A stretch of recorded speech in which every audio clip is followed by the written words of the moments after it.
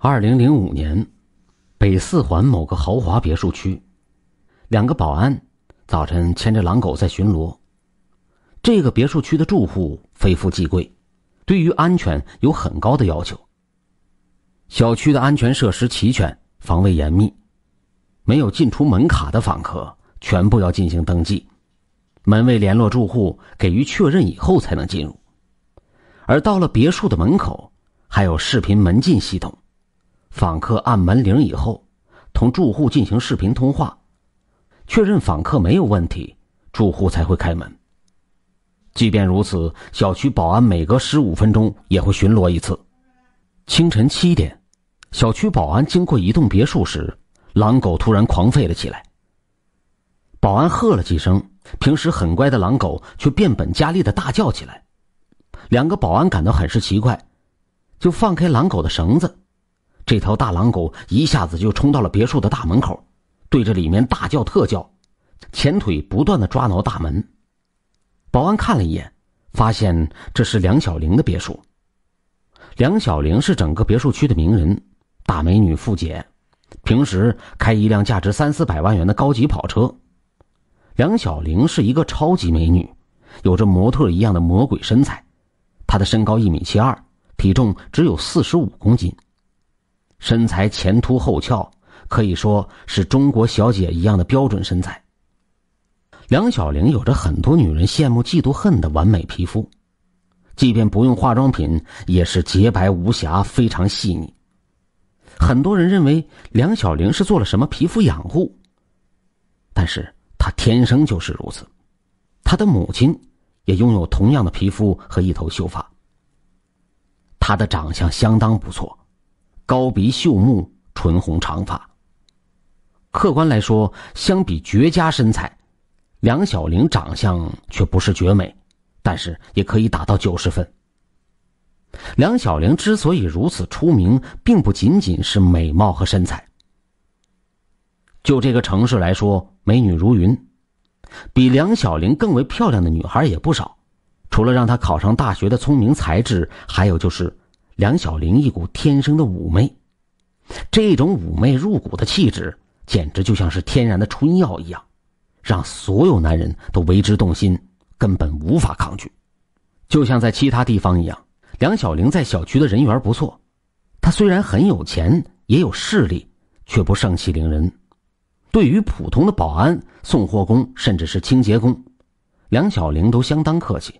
有时清洁工犯了小错，梁小玲也不会生气，对他们笑脸相对。不过梁小玲从不和邻居来往，而且作息和普通人不同。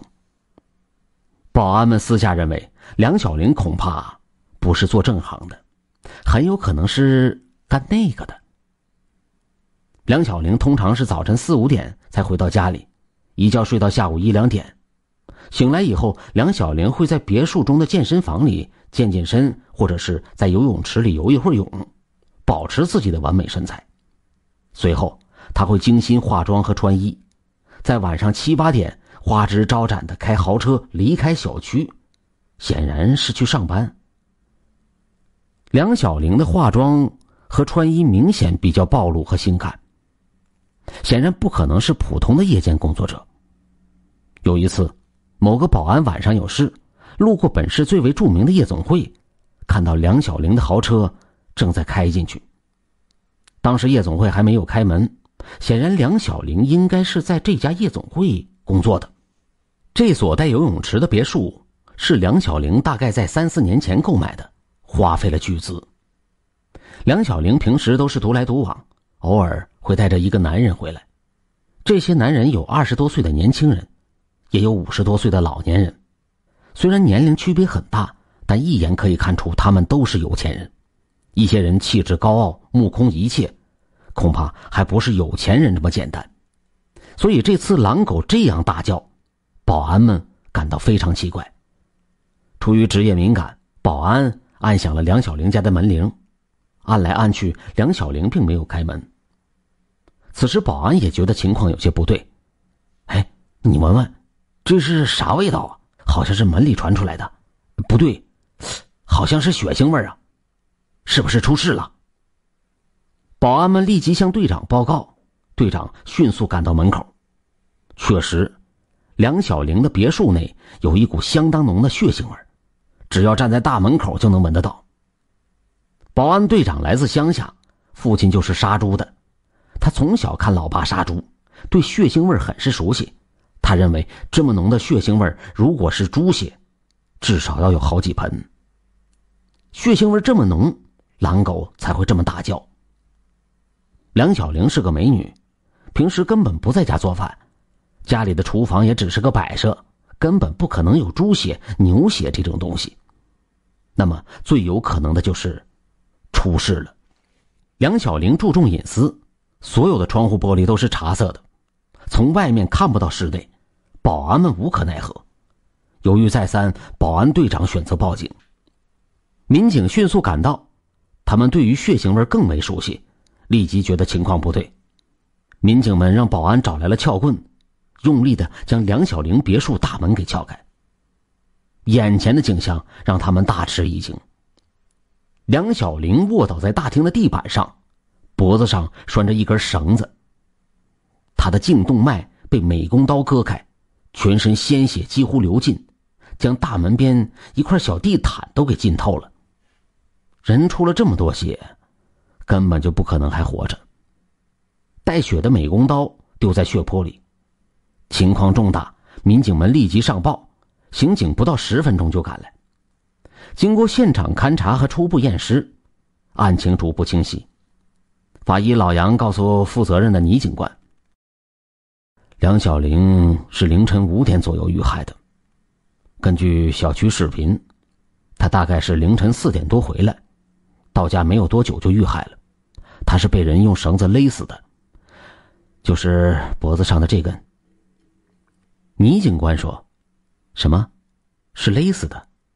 那为什么还要割喉啊？法医老杨说，那是歹徒怕他还没有被勒死，就再对尸体进行了割喉，以保证彻底把这个梁小玲给杀死。歹徒一开始就准备灭口，将人给杀掉。另外，梁小玲死前受到过折磨，似乎歹徒向他逼问过什么事情。他一侧乳头上有刀伤，几乎都被割掉了。倪警官说，什么？下手这么狠？对，歹徒手段很是凶残，而且并不只有一个人。现在有2个成年男性的血脚印，一个身高在1.75米左右，体重较轻，应该是比较瘦小；另外一个在1.85米左右，体重较重，身体也比较强壮。现场有翻动的痕迹，所有抽屉、柜子都被打开了，甚至是一些墙壁都被砸开，似乎歹徒们是在找什么东西。这就有些奇怪，他们下手向梁小玲逼问，后者应该已经告诉他们值钱财物的位置，他的保险柜就空了，里面的钱款和首饰都没了。那么歹徒为什么翻来翻去的呢？我们估算了一下，梁小玲被杀死以后，歹徒仍然在现场翻找了1个小时左右，这很不寻常。正常来说，歹徒杀人以后应该尽快逃走。倪警官说，还有什么重要的线索吗？对了，梁小玲没有被强奸，这还是比较奇怪的。面对这么一个美女，歹徒完全有时间却没有劫色，这个有些不合常理啊。现场情况就是这样。倪警官迅速地调查了那2个男人，根据小区保安的记录，这2个男人是凌晨4点半进入小区的。此时梁小玲刚刚到家不久，2个男人驾车用门卡进入小区，随后是敲门进入梁家。双方有过简单的视频对话，看来梁小玲是认识至少其中1个男人，自行打开门。大概1个多小时以后，也就是天亮之前，2个男人匆匆驾车离开小区。2005年，豪华小区虽有视频监控，却非常不清晰。案发又是深夜，2个男人的脸模糊不清，无法借此确定身份。倪警官进行了细致的调查，梁小玲生前工作的夜总会背景极硬，根本不予配合。他们只是找了个领班出来应付了一通。梁小玲只是我们的普通服务员，对于她的私生活，我们公司一概不知。她有什么仇人，我们也一概不知。我们只是单纯的劳务关系。倪警官碰了一鼻子灰，好在还是有人愿意开口的。通过梁小玲的通讯录，倪警官找到她一个闺蜜，同样在这个夜总会工作过的美女小谢。小谢知道梁小玲被杀，不觉哭红了眼睛。我就知道她迟早有这么一天，我劝了她很多次，她就是不听。哦，你为什么要这么说？警官，你也知道我们是做什么的，什么服务员呢？我们就是做皮肉生意的，只是我们这里同别的城市不同，客人的档次比较高，不是直接出钱陪睡，往往把这里当作社交场所。客人档次高，夜总会就需要一些高档的小姐。我和梁小玲都是这种人。我家是穷山沟的，父亲残疾，学费都是靠母亲帮人挑石头赚来的。我大学期间就去打工，开始做家教，一个月也赚不到几个钱。有一次还差点被学生的父亲给强奸了。后来有女同学介绍我去做兼职模特，只要站一天就能赚到做家教2周的钱。做了几个月以后，小姐妹介绍我去做陪聊，就是在酒吧里面陪男人聊聊天，收入翻了几倍。就这样一步步的堕落下去。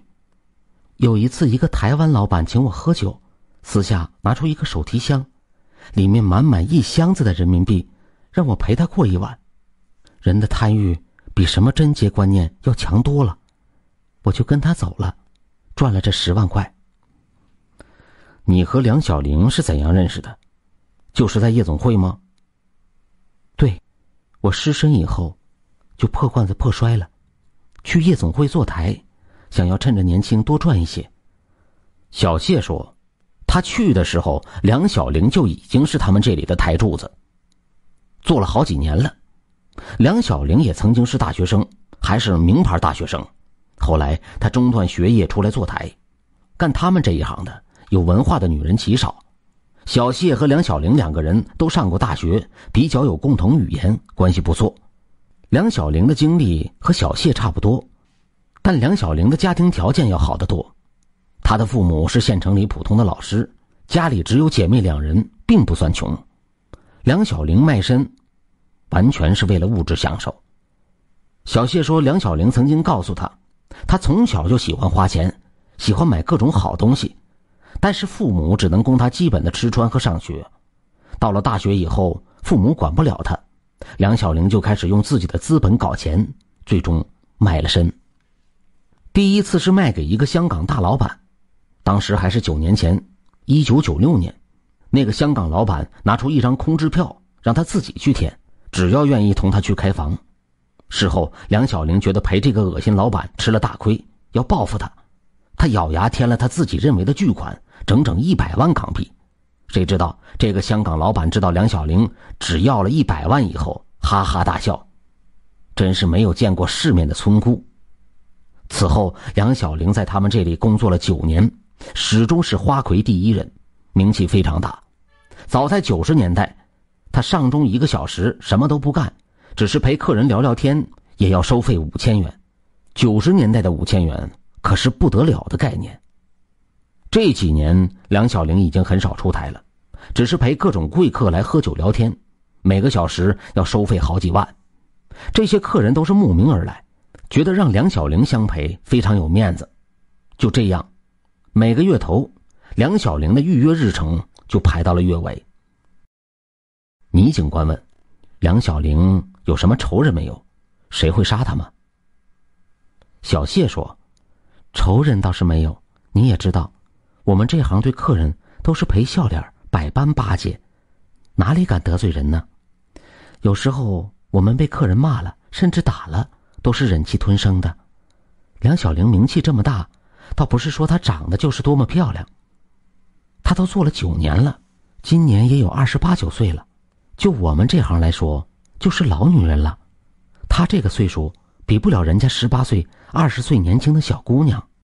梁小玲这么火，主要还是她善解人意，温柔体贴，特别会说话。来我们这里的客人大部分都是社会精英，什么女人没见过。然而梁小玲这张巧嘴却能够哄得所有的男人都高兴，这才成为花魁。梁小玲会做人，哪里有什么仇人呢？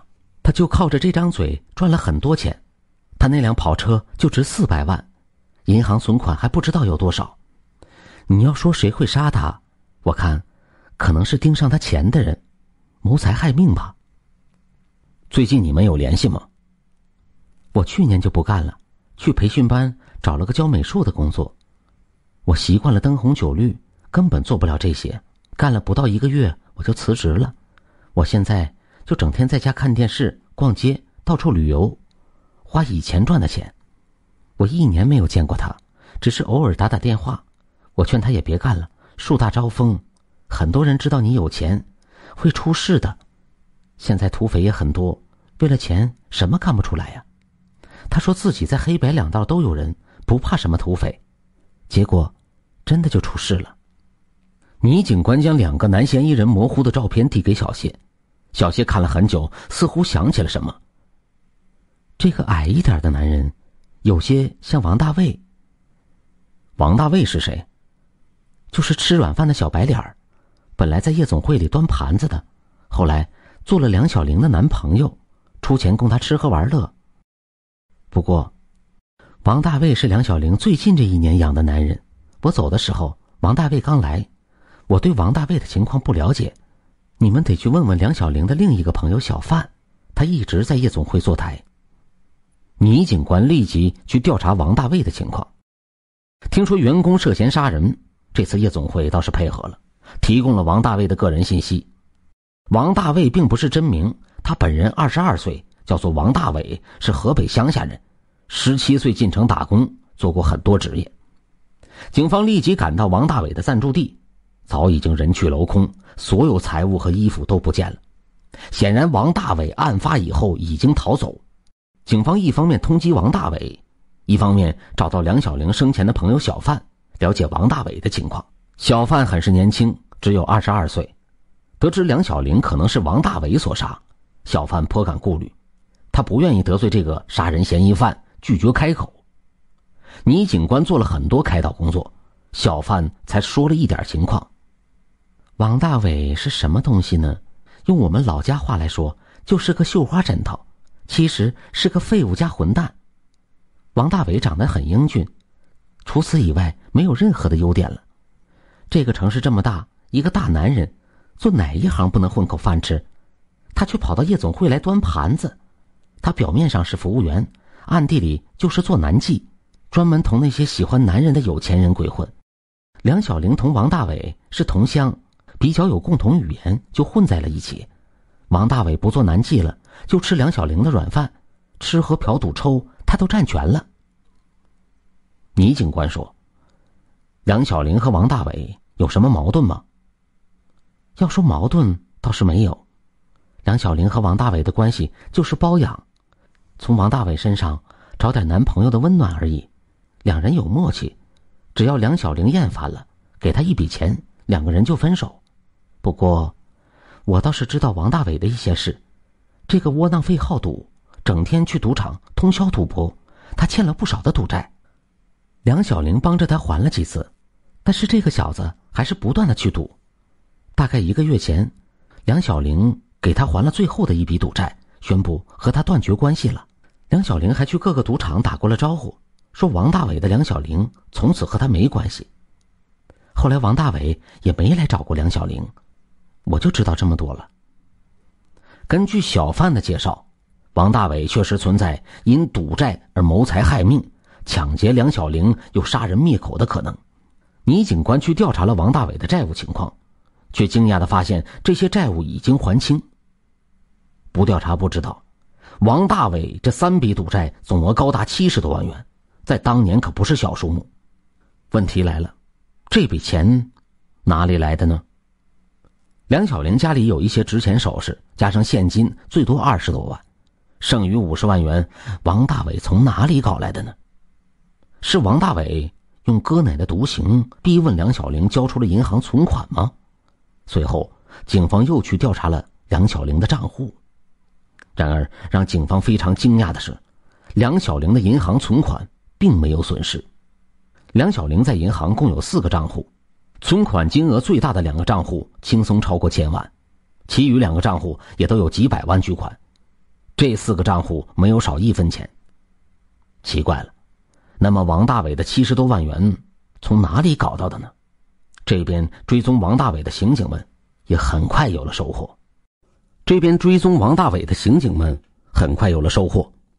在涉嫌杀死了梁小玲以后，王大伟当天下午就赶赴机场，几个小时以后乘坐飞机出境。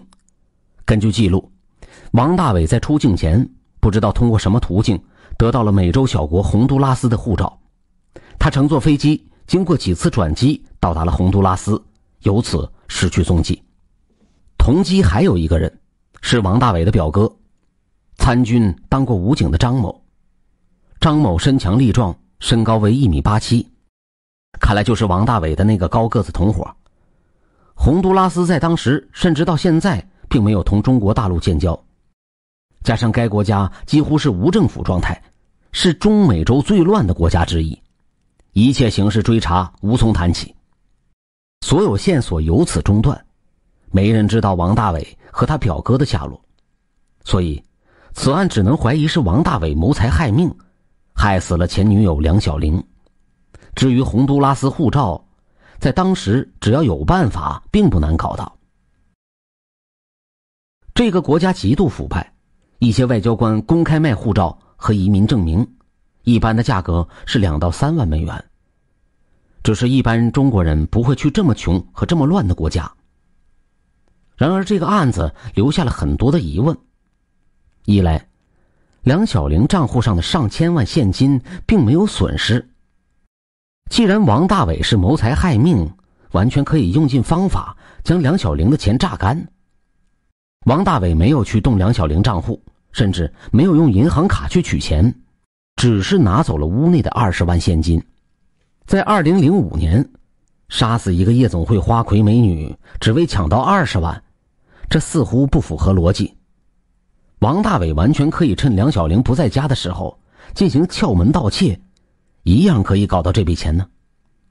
这种情况下，王大伟就算被捕，最多判个几年，为什么要抢劫还要杀人呢？二来，王大伟在逼问梁小玲的什么东西呢？梁小玲乳房上有刀伤，显然是王大伟在严刑逼问呢。根据闺蜜小谢的介绍，梁小玲家里保险柜很小，平时最多放几万元人民币，而梁小玲的首饰都是放在盒子里的，任何人一眼都可以看到。以梁小玲每月的收入来看，她绝对不可能为了这20万舍命不舍财，同歹徒硬顶啊。那么歹徒为什么还要持刀下毒手逼问梁小玲，还几乎将她家里给拆掉呢？他们到底在找什么东西呢？王大伟还赌债和买护照的钱从哪里来的呢？后来发现，王大伟不是在涉嫌杀害梁小玲之后还赌债，而是在动手前1、2天就还清。这就存在一个巨大的逻辑漏洞。王大伟抢劫杀害梁小玲，被推测为谋财害命。现在既然王大伟已经还清了赌债，还有巨资去购买洪都拉斯护照，他还有必要抢劫杀死梁小玲吗？况且洪都拉斯并非是什么发达国家，比我们中国差得很远呢。如果王大伟和表哥张某只是带着从梁小玲家里抢来的区20万人民币跑路，那在洪都拉斯坚持2、3年以后就得要饭呢。而王大伟虽欠了70万赌债，他完全可以在国内跑路赌债，至少环境比较熟悉，还有朋友和亲戚照顾。同样是没钱跑路，有必要跑到鸟不生蛋的垃圾国家洪都拉斯去吗？类似的问题还有很多，因为涉案人员不是被杀害就是逃走不知踪影，也就成为秘密了。坊间传说，小范多年以后曾经对朋友说过一件事情：梁小玲已经做了9年花魁，逐步感到人老色衰，年龄不饶人，开始考虑转行。他接触的人非常多，三教九流什么人都有，甚至基本上都是有权有钱的人物。于是梁小玲就开始作为中间人，牵线了一些灰色交易，从中分得一杯羹。出乎意料的是，他的收入由此翻了好几番。千不该万不该，梁小玲过于利欲熏心，竟然留下了一些证据，一是为了自保，二是将来必要的时候可以对这些人进行勒索。具体内情今天已经没有人知道。坊间怀疑梁小玲仗着自己也有几个睡过他的人做靠山，可能对某个人进行要挟甚至敲诈。这些人哪里是好惹的呢？他们手眼通天，并不把杀人当回事。这个家伙买通了熟悉梁小玲情况的小白脸王大伟，让他去下了毒手。他让熟悉环境的王大伟和表哥张某制造了抢劫的现场，掩盖他们的真实目的，也就是设法取回了证据。随后他们又将梁小玲杀死灭口，拿走了家里的财物作为掩饰。由于他们的目的只是取回证据，换取幕后人物的大笔酬金，所以梁小玲并没有被强奸。为什么在杀死梁小玲以后，这两个歹徒还在四处搜索，甚至是砸开墙壁呢？就是防止梁小玲还留下备份的证据。至于王大伟和他表哥张某，一说拿着赏钱跑路到洪都拉斯开了个杂货铺，吃吃喝喝。王大伟还养了一个女人，日子过得很风光。